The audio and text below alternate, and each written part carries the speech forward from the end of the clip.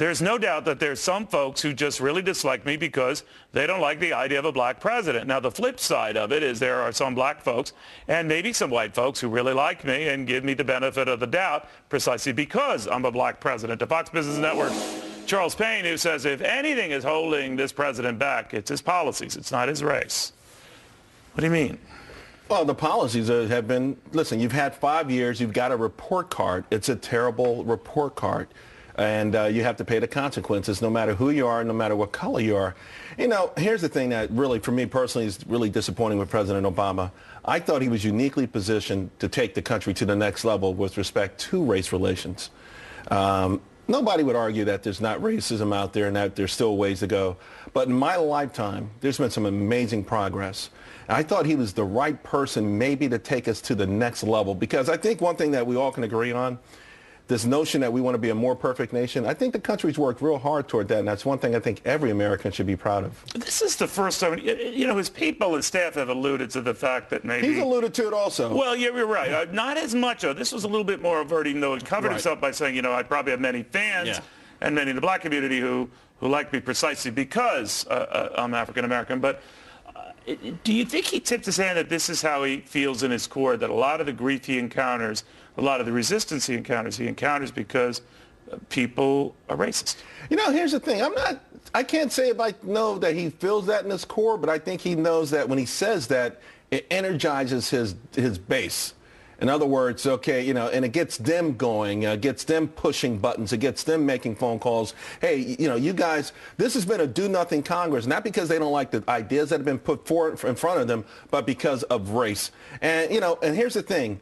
The president's had a lot of opportunities to come out on the other end of this. And I'll tell you one area that he's been really bad, for instance, with the Tea Party.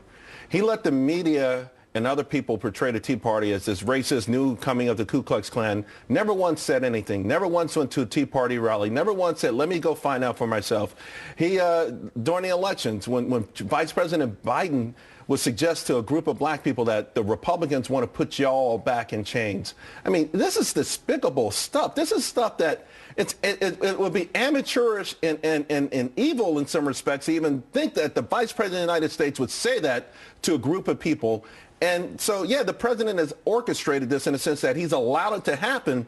But I think this is a sense of desperation right now. Going into the midterm elections, popularity sinking, not coming back.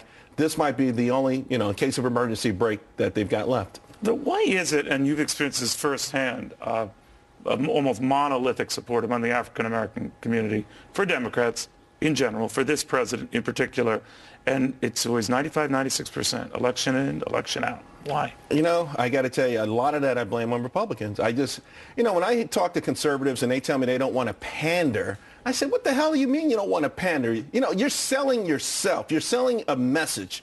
By the way, if this is a great message for everyone, then put it out there as a great message for everyone. You're not pandering. That's ridiculous. So you de facto have given this away. You have given away this vote, and you have not put up a legitimate challenge at all. You don't put it up every 4 years by visiting the NAACP convention. That's not really credible, you know. So it's a message that's been put forth by the mainstream media. It's been put forth through mythical lore. Does it ever get tough for you personally? It does, but I got to tell you, 2 weeks ago, a bunch of my buddies came to the house, all guys I grew up with, Bronson, Harlem. If you listen to our conversation and you didn't know color, you would think they were all in the Tea Party. I mean, all the things that they're bitching about, you know, it's like the job situation, the growth situation, the tax situation, the healthcare situation, all the things that they were complaining about, you would say, golly, this sounds like the perfect GOP candidate. But to your point, probably all of them would vote for Obama again. Although I guarantee you, if they ever had a GOP candidate that spoke to them in a certain way that made them think that he or she liked them, they would consider changing the vote. Real quick, let me ask you, you had a big party at your house, and I guess my invite got after inviting you 53 times, I figured, you know what, I got the message. I don't remember the 53. Well, but I guess it was the part about the Italian sausage. And I said, that's fine. That's enough. That's about it. Okay, there we go. Charles Payne.